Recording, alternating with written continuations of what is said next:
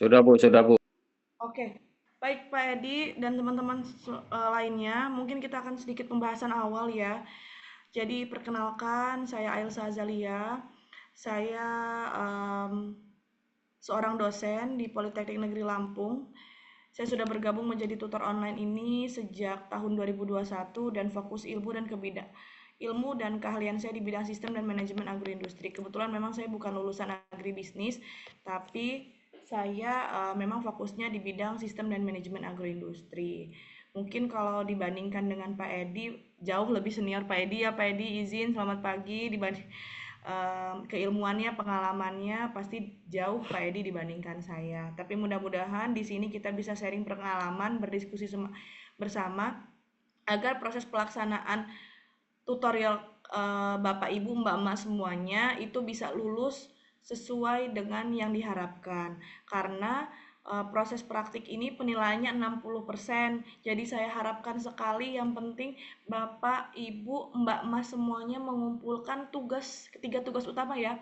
Tugas satu, tugas dua itu berupa praktek, itu sesuai dengan deadline. Nah, seperti yang sebelumnya disampaikan oleh Pak Hotman ya pada di web 1, bahwasannya tidak ada perpanjangan ya, perpanjangan pengumpulan. Jadi kalau bisa pada saat pengumpulan itu 3 hari sebelum atau 2 hari sebelum, karena biasanya kalau sudah mencapai deadline LMS itu suka error begitu.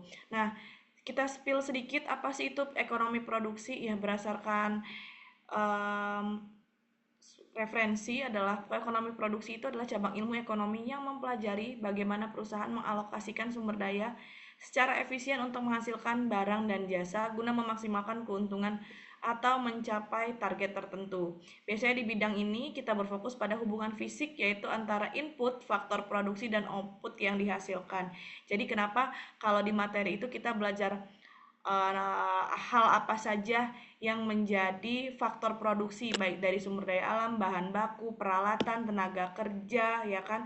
Terus kira-kira outputnya berapa sih hasil gabah yang dihasilkan, atau mungkin produknya berupa ikan atau mungkin susu segar itu berapa yang dihasilkan dan penjualannya berapa. Jadi kita bisa melihat modalnya dengan modal dengan keuntungan, modal dengan output yang dihasilkan apakah untung atau tidak, seperti itu. Jadi kalau di pelajaran ini kita melakukan efisiensi untuk optimalisasi produksi. Nah, ini adalah jadwalnya, masa unggahnya.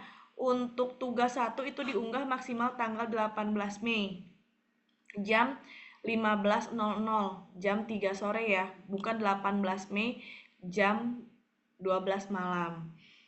Begitu pula dengan tugas tutorial 2 dan tugas tutorial 3 itu deadline-nya di jam 3 sore ya Bapak Ibu Mbak Mas semuanya. Jadi usahakan kalau bisa uploadnya 2-3 hari sebelum jadwal deadline-nya. Karena kalau misalkan sudah sampai deadline itu saya tidak bisa membuka lagi jadwal unggahan kecuali nih dari PJ mata kuliah melakukan instruksi kami sebagai tutor untuk memperpanjang proses penilaian atau proses unggah gitu. Kalau tidak ada arahan dari dosen PJ mata kuliahnya, instruksi dari Pak Hotman, maka saya sama sekali tidak bisa membuka atau tidak berkenan untuk membukakan eh, unggahan diperpanjang seperti itu. Jadi tanggal 18 Mei ini berarti masih 2 minggu lagi ya, 10 hari lagi. Belum ya nggak nyampe 10 hari ya. 2 minggu pas ya 2 minggu. Jangan lupa untuk menyelesaikan tugas tutorial 1. Nah, tugas tutorial 1 itu yang saya baca adalah lebih ke teori ya Pak Edi dan Mbak Mas semuanya. Di sini itu mengerjakan proses perhitungan. Nah, kan ada modul ya Bapak Ibu, Mbak Mas semuanya. Mungkin bisa dipelajari dari modul yang ada pada laman LMS ataupun juga di RBS ya, repository. Bisa di-download modulnya atau bisa dari sumber referensi lain, karena disertakan boleh melihat dari video YouTube yang tersedia atau tutorial yang lainnya untuk proses pembelajaran secara teoritis tersebut. Menurut saya sih kalau sekarang ya sangatlah mudah untuk Bapak, Ibu, dan Mbak Mas semuanya belajar secara teoritis, secara mandiri itu kenapa? Karena sumber referensi sekarang kan udah gampang banget ya, bisa lihat dari Google gitu. Jadi mbak masnya atau bapak ibunya nggak perlu lagi ke toko buku kayak Gramedia dan sebagainya untuk belajar langsung menggunakan buku secara fisik. Tapi kalau sekarang itu bisa di mana saja, apalagi kan sudah ada smartphone ya. Jadi bisa mungkin sambil duduk-duduk gitu baca literatur ya, referensi itu lewat HP gitu. Mungkin agak sedikit capek ya di mata kuliah berpraktik ini karena memang harus meluangkan waktu yang ekstra agar Bapak Ibu dan teman-teman semua mengerjakan tugas praktik yang mungkin bukan cukup berat ya, cukup banyak membutuhkan waktu pengerjaannya. Tapi jangan lupa dalam proses pembelajaran ini harus memperhatikan luaran tugas tutorialnya, Bapak, Ibu, dan juga Mbak Masnya. Itu harus sesuai dengan format penulisan dan sistematika pada panduan praktik atau tugas tutorial. Jadi bisa diperhatikan format penulisannya itu ada di panduan ya. Nah, kalau misalkan yang ditanya lagi nanti akan saya arahkan untuk download panduannya. Jadi mohon untuk menuliskan tugasnya itu sesuai dengan format penulisan. Dan juga hindari plagiasi dan tidak bergantung pada AI. AI itu membantu, sebenarnya membantu ya AI itu. Dalam kita proses pembelajaran itu sangat-sangat membantu, tapi bukan berarti soal yang ada di teori tersebut minta tolong dikerjain sama AI. Karena belum tentu juga jawaban di AI itu benar, seperti itu.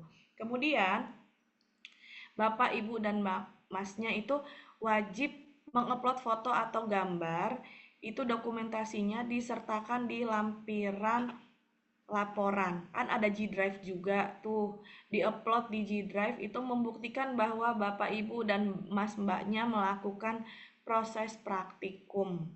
Ya, durasinya maksimal 5 menit, menyesuaikan. Kalau menurut saya sih 5 menit udah lama banget ya. Bisa diedit video secara sederhana, nggak usah pakai CapCut yang jedak-jeduk JJ, itu nggak perlu. Yang penting adalah terbukti bahwa rangkaian kalian melaksanakan praktik dari awal sampai akhir. Jadi bukan semerta-merta pura-pura duduk apa namanya ngerjain soal, enggak, tapi harus terstruktur dari awal hingga akhir.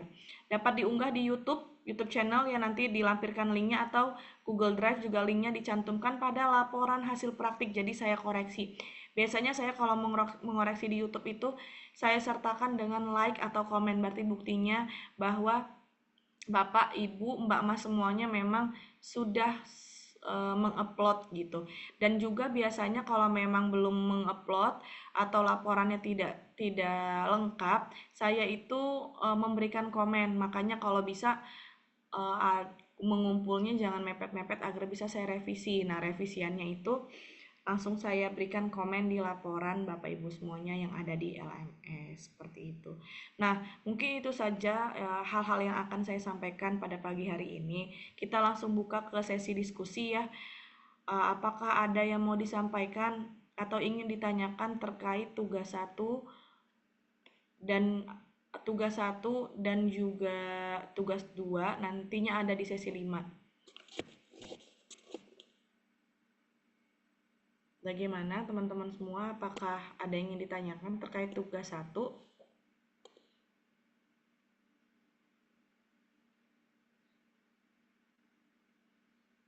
Apakah sudah, kalau saya lihat sih di LMS kayaknya sudah sekitar 10 orang itu mengumpulkan tugas 1 ya. E-learning sudah 10 orang ya mengumpulkan tugas 1.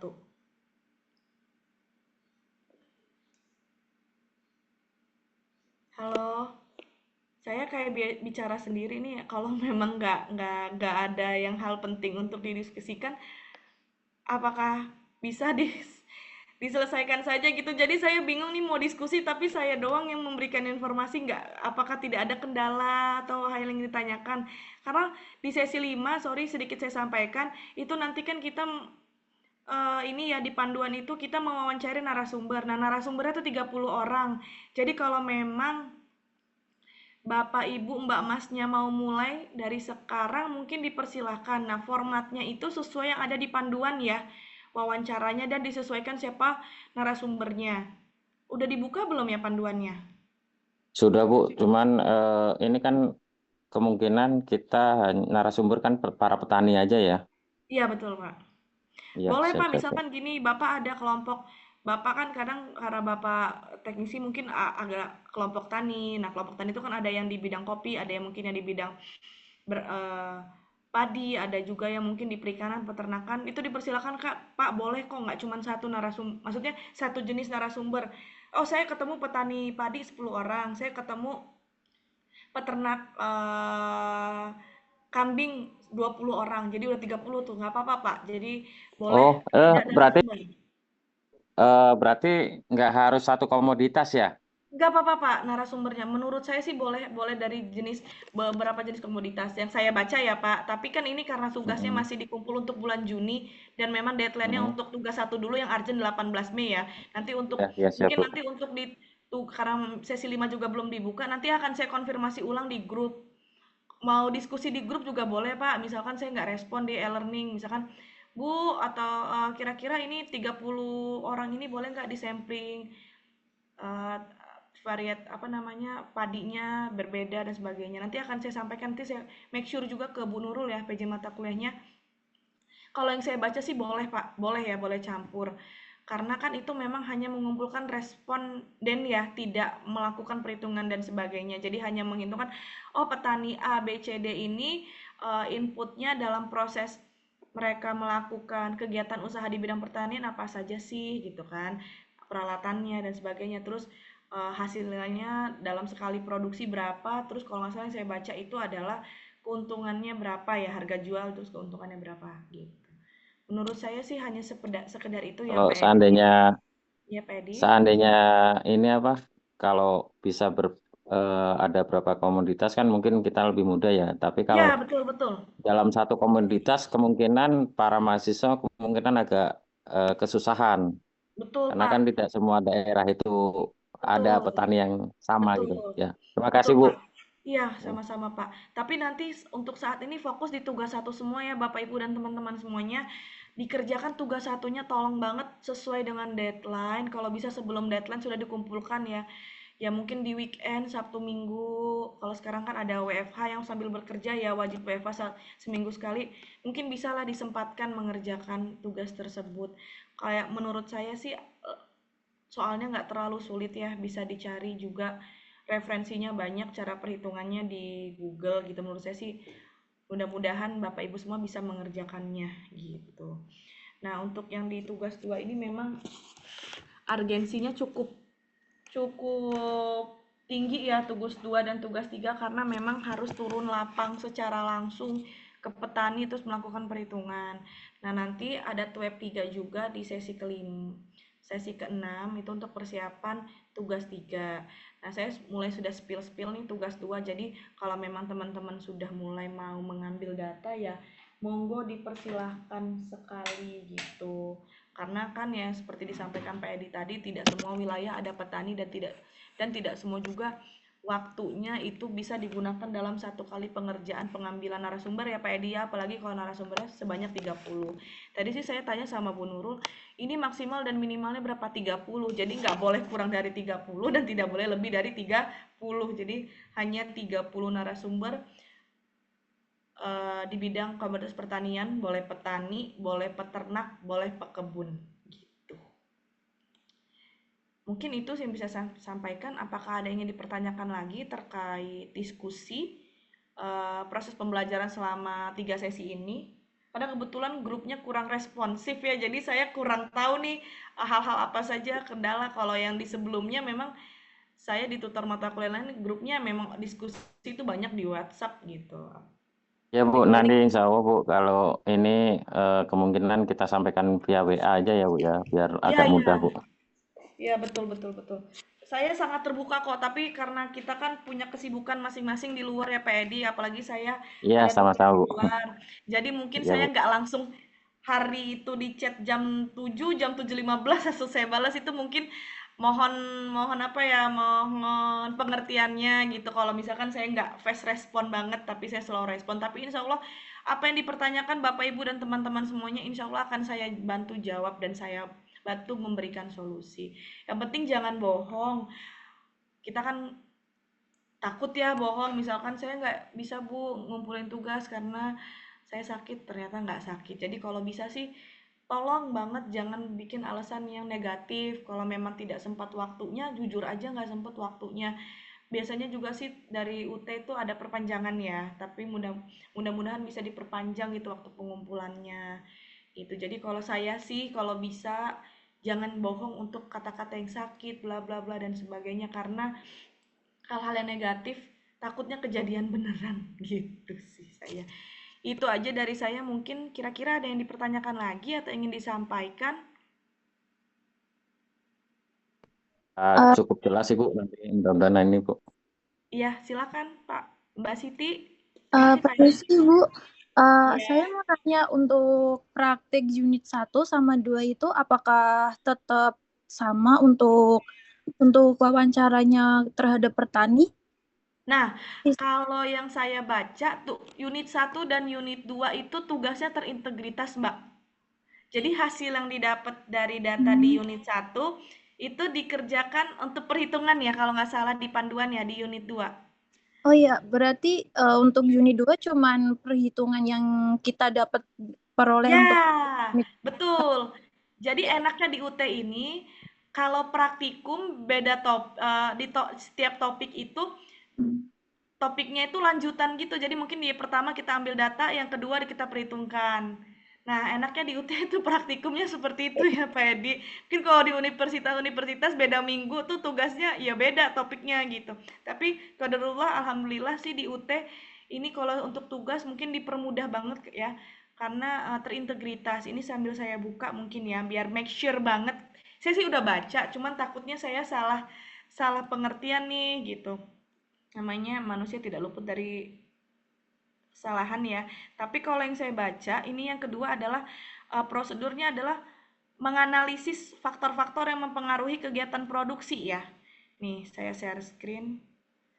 Sebentar, sebentar. Nah, masuk nggak ya? Analisis faktor-faktor yang mempengaruhi kegiatan produksi. Kalau yang pertama kan ini kita melakukan analisis usaha, berarti mencari tahu ya, mengidentifikasi, observasi, wawancara ya, hal-hal terkait output dan input pada pelaku usaha kan. Kita bisa mengetahui nih apa namanya asetnya itu bisa, kalau dia nggak ada bangunan nggak apa-apa kok. Jadi ini kan hanya contoh ya Bapak Ibu Mbak Mas semuanya. Nanti disesuaikan keadaannya sesuai dengan yang ada di lapangan. Misalkan aset yang dimiliki nelayan, misalkan nelayan kan nggak punya bangunan, nggak punya gudang, nggak punya jumlah ternak dan sebagainya nih. Jadi disesuaikan aja, nelayan berarti punyanya jala ya, jala, kemudian perahu ya misalkan seperti itu. Nah, kemudian kalau peralatan juga disesuaikan, kan nggak mungkin nih apa namanya nelayan pakai hand sprayer terus garpu kan, jadi disesuaikan aja nanti peralatan yang digunakan apa. Inputnya juga apakah pada saat melakukan apa ya, kalau di laut itu bukan mancing ya istilahnya, ya lagi nelayan itu nelayan apa ya, lagi berburu ikan di laut itu inputnya apa, apakah pakai makanan untuk memancing ataukah pakai bahan apa gitu ya untuk menarik apa namanya ikan atau komoditas perikanan yang di laut gitu. Nah, mungkin kan pakai pupuk dan sebagainya. Terus tenaga kerjanya berapa orang kah? Ada yang nyetir, bukan nyetir ya. Nah kodain perahunya berapa? Siapa yang bertanggung jawab penyinaran? Siapa yang bertanggung jawab pada ngejala? Nah, mungkin itu untuk tenaga kerjanya. Disesuaikan dengan pelaksanaan di lapangan. Kemudian upahnya jangan lupa. Upahnya ini kira-kira berapa per jam dan per harinya. Misalkan 1 jamnya diupah 20.000, berarti kalau dia 12 jam berarti 20.000 dikali 12 itu berapa per harinya gitu. Kemudian pengeluarannya misalkan untuk bensin kalau nelayan ya, untuk makan dan sebagainya. Terus hasil produksinya dapat cumi berapa, dapat udang berapa, dapat ikan tuna berapa, nah itu berapa kilo. Kemudian hasil penjualannya berapa dijualnya per kilo gitu. Nah, itu untuk yang tugas pertama. Nah, yang tugas kedua berarti hal-hal yang mempengaruhi. Ini udah mulai perhitungan ya. Nah, di sini adalah tahapan 1 merupakan lanjutan dari tahapan praktik unit 1. Gunakan data yang sudah diinput, pilih dari data tersebut mana merupakan input usaha tani dan mana yang merupakan outputnya. Selanjutnya analisis yang dilakukan adalah analisis regresi untuk mendapatkan faktor-faktor. Kalau menurut saya sih yang saya baca kayaknya untuk di faktor mempengaruhi kegiatan produksi ini yang diambil hanya 1 ya. Karena kan di sini pilih dari data tersebut mana yang merupakan input usaha tani. Berarti kalau kegiatan usahanya bukan petani nggak usah dimasukin. Berarti mungkin aja mengambil respondennya bukan petani ya, misalkan furniture gitu dan sebagainya kalau ada 30 responden. Terus nanti baru dipilih salah satu yang atau beberapa yang datanya akan di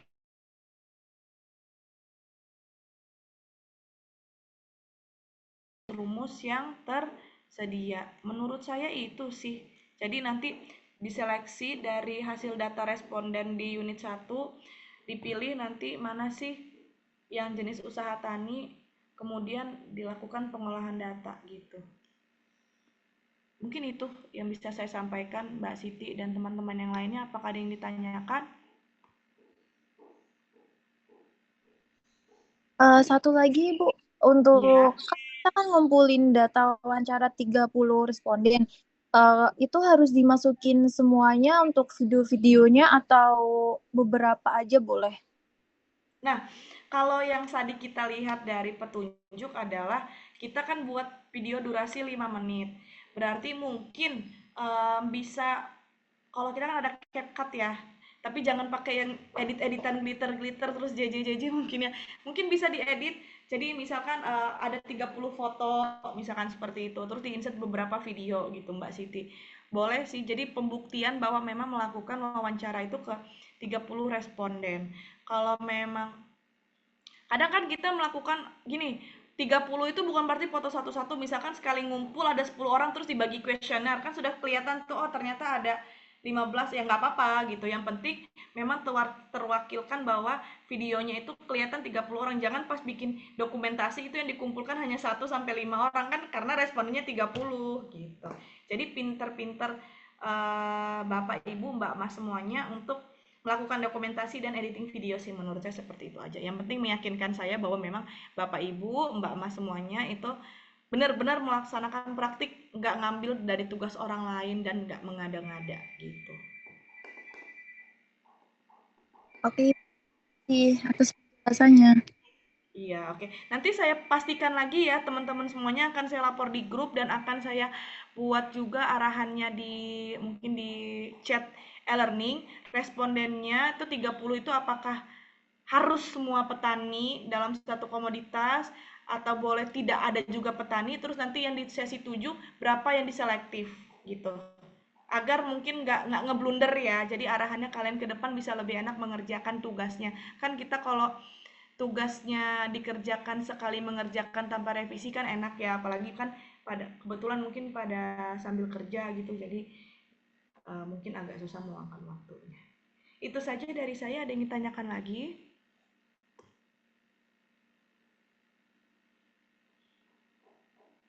Cukup jelas semuanya? Halo. Iya Bu, cukup jelas Bu. Oke, kalau begitu apakah karena mungkin tidak ada yang ingin dipertanyakan, bolehkah saya akhiri diskusi pada pagi hari ini?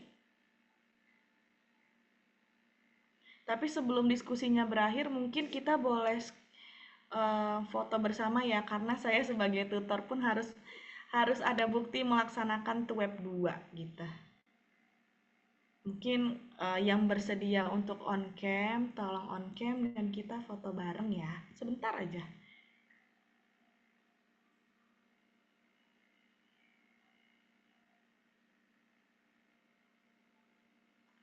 Mas Dohar, Bapak ya, Bapak Dohar atau Bu Ima, Mas Angelin boleh mungkin on cam karena kalau Pak Edi lagi sambil praktik ya. Cuman Pak Edi kayaknya kerjaannya agak agak butuh ekstra meluangkan waktu kalau sambil kuliah nih. Sudah? Mbak Angelin boleh on cam? Mbak Ima dan Pak Dohar atau Mas Dohar boleh on cam?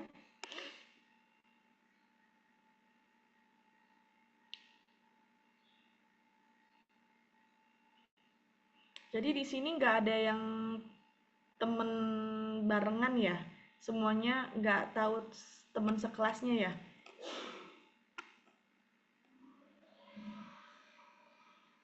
Oke deh, yuk Mbak Siti kita foto aja yuk kalau memang nggak ada yang respon.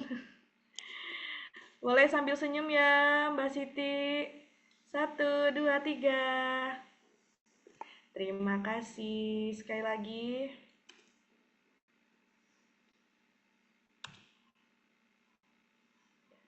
Satu, dua, tiga. Oke, terima kasih banyak ya Mbak Mas, Bapak Ibu semua yang sudah bersedia hadir pada diskusi pagi hari ini. Mudah-mudahan dipermudah. Jadi kalau nanti teman-teman yang lain masih bingung, Bapak Ibu sudah langsung mengumpulkan tugas tanpa harus menunggu sampai bulan Juni. Itu saja yang dapat saya sampaikan pada pagi hari ini. Wabillahi taufiq wal hidayah. Wassalamualaikum warahmatullahi wabarakatuh. Salam sejahtera, salam semangat. Semoga kita dalam keadaan sehat selalu. Saya izin end meeting ya.